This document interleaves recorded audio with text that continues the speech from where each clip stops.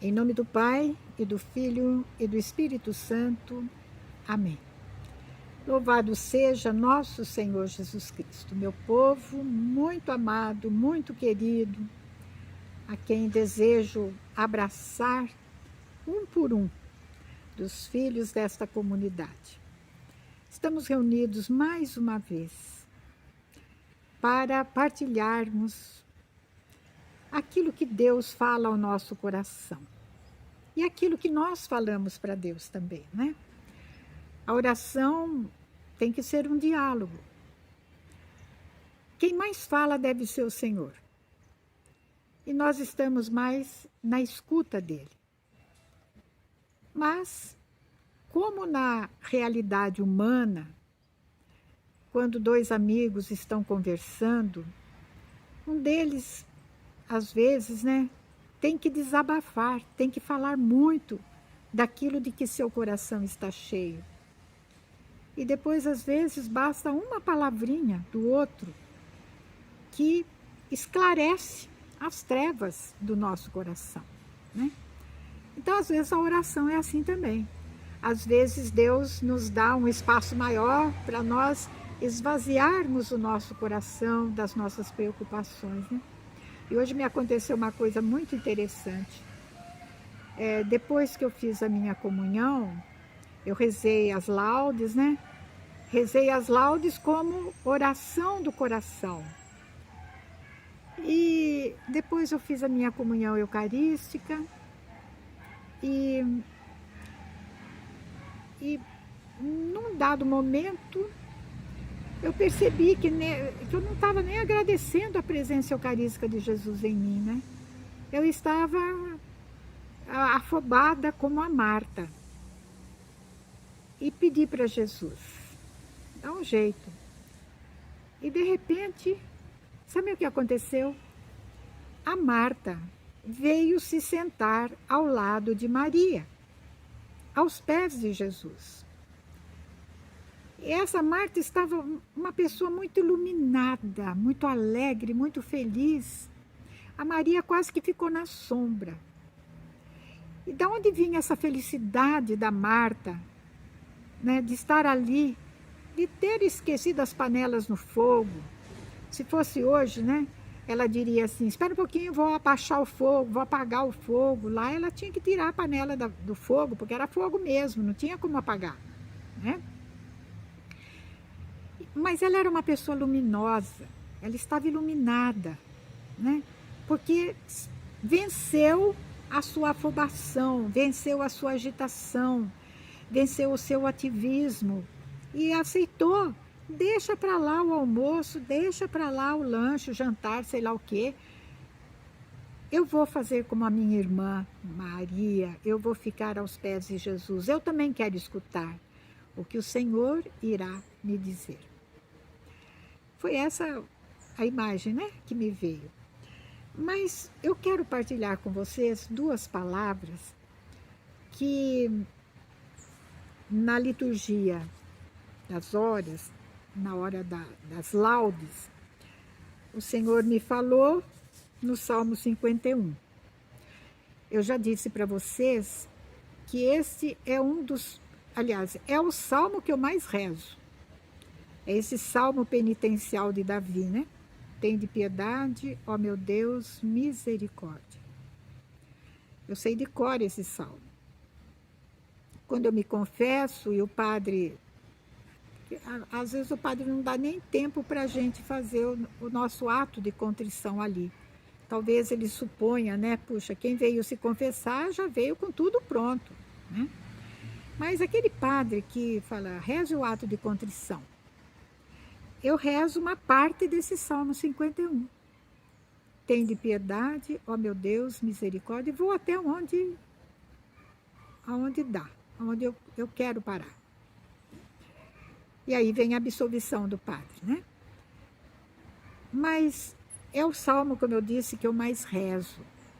Só que a palavra de Deus tem esse condão, né? Tem esse dom de sempre ser uma coisa tão antiga e sempre nos fala coisas novas. Eu estou muito treinada na reza desse terço. Mas hoje, para surpresa minha, o que me chamou a atenção, o carvãozinho sobre o qual o Espírito Santo soprou, né, o seu hálito de vida, foi no versículo 16. Da morte como pena libertai-me. Eu estou me referindo à versão do Salmo como está na liturgia das horas. Se nós vamos na Bíblia de Jerusalém e na Bíblia da CNBB, a tradução não é a mesma. Diz assim: livra-me do sangue, ó Deus da minha salvação. Deixa eu fazer um comentarinho desse livra-me do sangue, depois eu vou na versão que me tocou o coração.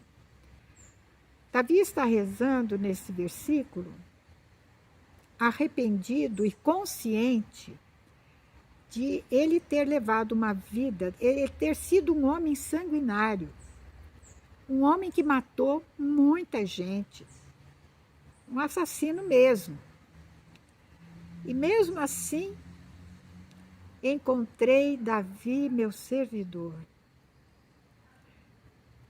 Olha, como Deus trata aqueles que pecam demais, mas uma vez convertidos, investem o melhor de si para Deus. Então, de homem sanguinário que ele foi, ele passa a ser um homem de Deus. Um homem de cuja descendência viria a encarnação do Verbo. Olha que coisa maravilhosa. Mas nós também sabemos que um comentáriozinho da Bíblia de Jerusalém aplica esse versículo à cidade de Jerusalém, que é também uma cidade criminosa, uma cidade sanguinária. Porque, bom, basta dizer: ah, Jerusalém, Jerusalém, tu que matas os teus profetas, não é? Uma lamentação de Jesus sobre a Jerusalém, né? O próprio Jesus foi crucificado, morto e sepultado em Jerusalém. Muito bem, a parte desse comentário, eu queria abrir meu coração para vocês, para dizer o que significou para mim, o que Deus chamou minha atenção, qual foi minha conversa com Deus, quando eu li da morte como pena libertai-me. Foi a primeira vez que eu me detive nesse versículo. Eu não me lembro de ter meditado, contemplado, conversado com o Senhor sobre esse versículo. A morte entrou no mundo pelo pecado. O pecado dos nossos primeiros pais. Então ela entrou como castigo, como consequência do pecado. Por isso que diz aqui a morte como pena, como penalidade. A morte está tão na moda hoje, né? Está em dia, o assunto do dia. É o número de mortes pelo coronavírus. A morte é uma realidade muito traumática na vida humana. Eu pedi ao Senhor hoje que me tire do medo, não é do juízo de Deus. Eu acho que eu não tenho medo do juízo de Deus. Porque, afinal de contas, meu povo, a quem nós iremos? Quem é que nós queremos como nosso juiz quando nos apresentarmos diante da face do Senhor, no nosso juízo particular? É o Deus da misericórdia e de toda consolação. É o Deus que sabe de mim, sabe tudo de mim. Graças a Deus. Deus me conhece e me ama como eu sou. Ele sabe tudo de mim. Eu acho tão linda essa palavra de São Pedro, quando Jesus quase que obriga Pedro a falar 3 vezes, né? Eu te amo, eu gosto de você. Puxa, você sabe tudo de mim, Jesus, você sabe que eu te amo. Mas mais do que eu saber que eu amo a Jesus, eu tenho tanta dificuldade de falar isso, gente. Senhor, eu vos amo. Eu não amo Deus como eu gostaria de amar, como eu teria que amar. Não amo. Eu tenho que fazer um esforço muito grande para falar isso. Confesso para vocês. Olha aqui, rezando com a Má, está sendo mais um confessando, né? Uma confissão do meu interior para vocês. E fico muito feliz com isso, sabe? Eu fico muito contente, porque para alguma coisa está servindo para alguém, né? E se não servir também, está servindo para mim. Porque ninguém vai ser caminheiro comigo dizendo que está iludido, que foi enganado. Não foi, sabe?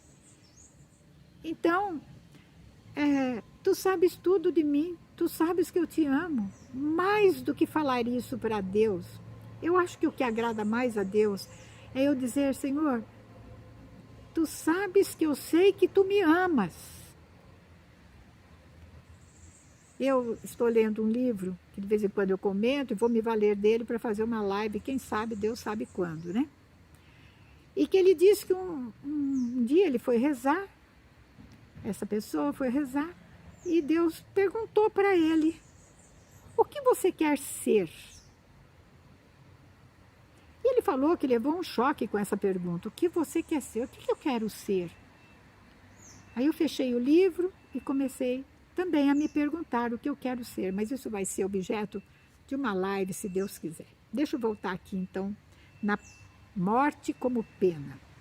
Eu dizia, eu não tenho medo do juízo de Deus, porque eu estou naquela condição de Pedro, a quem iremos, Senhor? Se você não for nosso juiz, quem vai ser? Eu prefiro cair nas vossas mãos, que sabe, conhece a minha miséria, sabe de que barro eu sou feita, sabe como eu sou vulnerável, mas sabe também que eu tenho um coração arrependido, Senhor. Que eu não gosto de ser como eu sou, que eu não gosto de agir como eu ajo, que eu não gosto de pensar o que eu penso, de emitir os juízos que eu emito, né? Inconsequentemente. Eu não gosto do jeito que eu sou. Eu quero ser algo diferente, eu quero ser algo mais, eu quero corresponder àquela imagem e semelhança com a qual você me criou. Eu quero isso.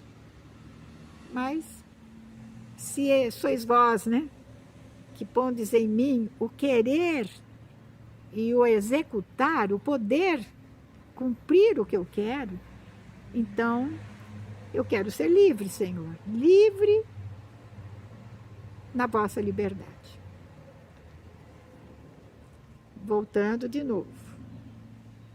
O meu medo da morte, minha perturbação com relação à morte é com o sofrimento. Não penso numa morte repentina. Pum, apaguei. Também eu acho que não é uma boa. Deus é que sabe, viu, gente? Eu tô abrindo a minha alma. Deus é que sabe. Ah, eu queria morrer como fulano, morreu como um passarinho, apagou, piu, pá, apagou. Será que é essa morte que me convém? Quando meu pai foi diagnosticado com câncer, ele durou 4 meses. Sofreu bastante. Não tanto quanto minha mãe. Minha mãe durou 11 meses, com o mesmo tipo de câncer. Mas vou falar do meu pai. Já falei isso várias vezes, alguns de vocês já sabem da história. Meu pai não levou uma vida cristã saudável, né? Pelo contrário, houve ocasiões em que ele era bem irreverente, sabe? com relação a Deus. Eu e minha mãe rezávamos muito pela conversão do meu pai. Gente, bendito câncer, que na morte abriu as portas do céu para ele. Uma doença prolongada, 4 meses, de idas e vindas ao hospital. Teve tempo de rever a sua vida, confessou-se, se reconciliou com um bispo com o qual ele tinha um problema, né? Sério, grave. O bispo foi lá e ele teve oportunidade, certamente, de se reconciliar. Confessou meu pai, deu a unção dos enfermos. Esse era um bispo emérito. E o que estava titular na época também era muito amigo da família, foi lá atender meu pai. E eu penso, meu Deus, se meu pai tivesse apagado como passarinho, onde será que ele estaria agora? Ninguém sabe onde as pessoas estão, né? Depois que morrem, ninguém sabe se estão no céu, no purgatório ou no inferno. Só Deus é que sabe. O que você sabe são os sinais. Graças a Deus, meu pai recebeu os últimos sacramentos. Isto é, se voltou para Deus. E por isso, a morte como pena libertai-me, a morte como castigo. Toda morte é dolorosa, né, gente? Mas eu gostaria de morrer como santos morrem, desejando, né? São Francisco, a irmã morte, bem-vinda, irmã morte. Olha que lindo. Outros santos que falam, Santo Estevão, eu estou vendo o céu aberto e o Filho do Homem. Olha que maravilha. Os santos morrem. Não interessa a dor que antecede a morte. Eu me lembro que uma pessoa da comunidade que acompanhou a irmã numa agonia muito grande, fumava demais, essa senhora, que também era da Nova Aliança, fumou demais, enfim, a morte de um fumante, se não morre como passarinho, é muito doloroso, é muito dolorosa.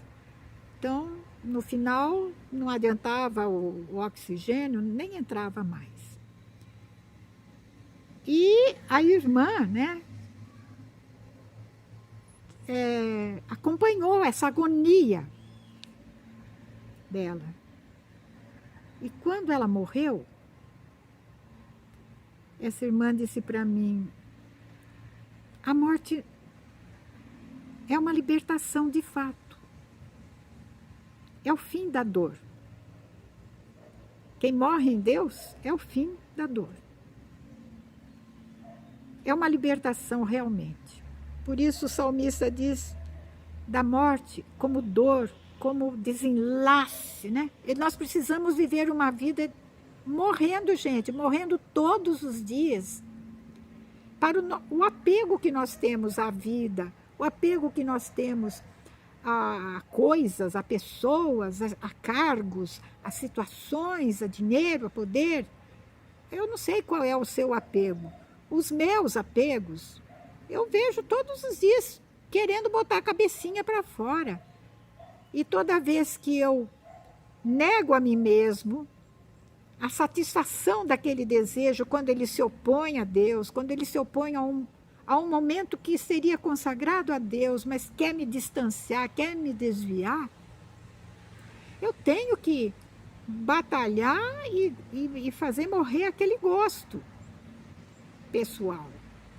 Principalmente quando é algo que não agrada a Deus, que vai contra os mandamentos de Deus, contra os mandamentos da igreja. Então, se nós aprendemos a morrer todos os dias, negar-nos a nós mesmos e abraçar a cruz da vontade de Deus, que muitas vezes é cruz, olha como Jesus morreu. Foi vontade de Deus que o Filho de Deus sofresse tudo o que sofreu e morreu na cruz? Não. Mas era vontade de Deus que o Filho obedecesse, mesmo que aquilo custasse a cruz. Morte, como pena, libertai-me, e minha língua exaltará a vossa justiça. Quando? Na ressurreição. Mais para frente, nós temos o Cântico de Tobias hoje, né? E no versículo 15, 16, a palavra reza uma coisa maravilhosa. Ó minha alma, vem, bendize ao Senhor, o grande Rei. Presta atenção agora. Pois será reconstruída a sua casa em Sião. Deus está falando numa promessa pós-morte. A minha casa em Sião, isto é, na Jerusalém Celeste, será reconstruída. Do que Deus está falando? Que o meu corpo também ressuscitará no último dia. Não é? A minha alma vai para o céu. Deus queira que vá. Eu quero que eu e todos os meus, toda a humanidade vá para o céu. Deus quer que todos os homens sejam salvos. O nosso desejo tem que ser esse também. Mas o meu corpo, a minha casa, a minha tenda, que vai se desarmando ao longo dos anos,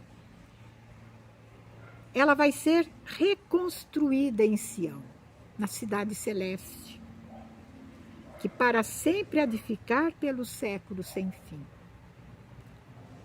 Senhor, vos entregamos nas mãos todos os agonizantes desta hora, todos os que já partiram desse mundo, para que a sua alma seja salva, Senhor, e seu corpo ressuscite no último dia. Da morte como pena, libertai-nos. Que Nossa Senhora, a Mãe da Nova Aliança, nos ensine a obedecer toda vez que o Senhor, que o Espírito Santo soprar seu hálito de vida nas atitudes que nós temos que tomar para morrer cada dia um pouquinho mais. Aprender a morrer, aprender a desapegar e abraçar a cruz de cada dia e seguir o que Jesus vai sugerindo para nós, momento a momento. Tenham todos um santo e feliz final de semana, guardando a prudência, não é? Seguindo os conselhos das autoridades civis, de nos mantermos prudentemente resguardados de todo mal. Obrigada, Senhor, por esse dia maravilhoso e por vocês. Louvado seja nosso Senhor Jesus Cristo. Em nome do Pai, e do Filho, e do Espírito Santo. Amém.